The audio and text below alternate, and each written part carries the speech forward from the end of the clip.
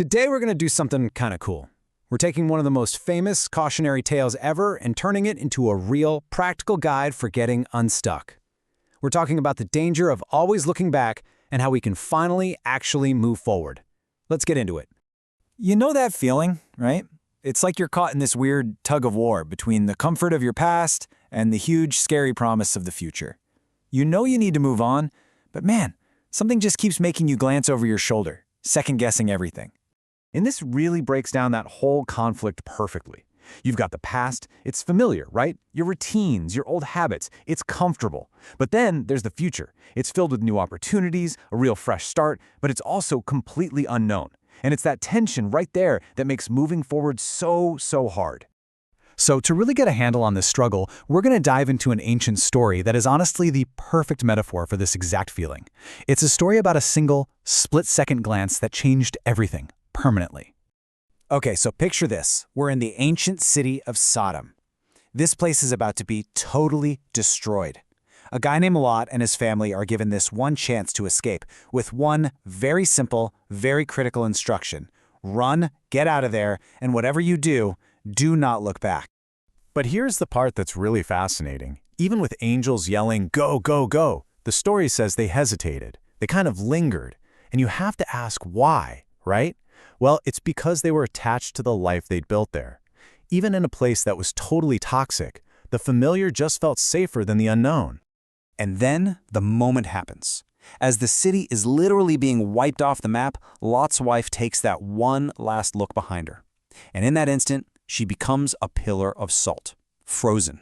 So that's the big question, isn't it? Why? Why risk absolutely everything for just one last look? Was it a simple mistake? A little bit of curiosity? Or was something much deeper going on? Well, the story suggests it was way more than just curiosity. See, her body was leaving, but her heart was still back in Sodom. That one glance, it wasn't just physical. It was a symbol of her internal attachment to her stuff, her friends, her whole life. She wasn't just looking at a city, she was longing for a life she just wasn't ready to let go of. Okay, so how in the world does this ancient story about a pillar of salt apply to us? Let's take that idea and translate it. What does it actually mean to be stuck looking back in our world today? I want you to think of this pillar of salt not as some crazy ancient punishment, but as a really powerful symbol for emotional stagnation. It's what happens when we're physically going through the motions, but emotionally we are completely frozen in place, cemented to a past that we just refuse to release. And this makes it so clear. Back then, it was looking back at a literal city. What about now? How about constantly checking your ex's social media? That's looking back.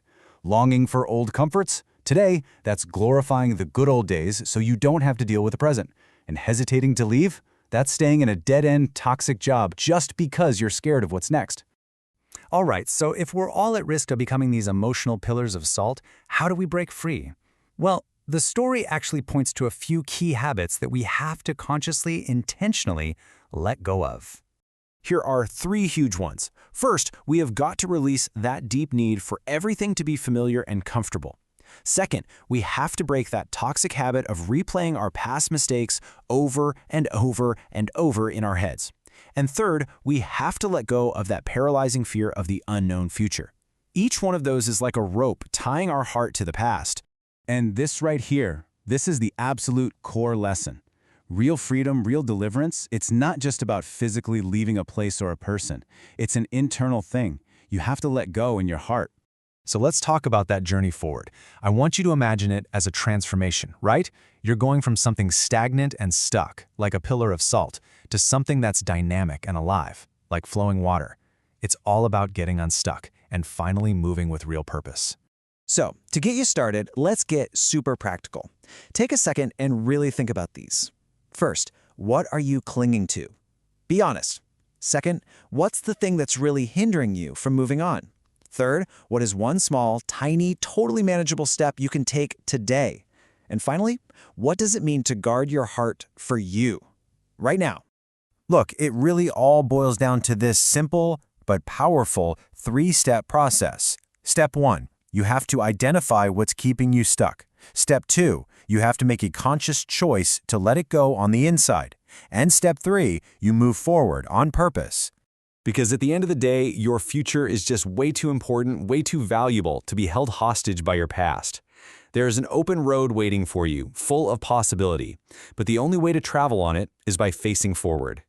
So I'll leave you with this. You've been called out of whatever it is that's holding you back. The only question left to answer is, where will you choose to go next?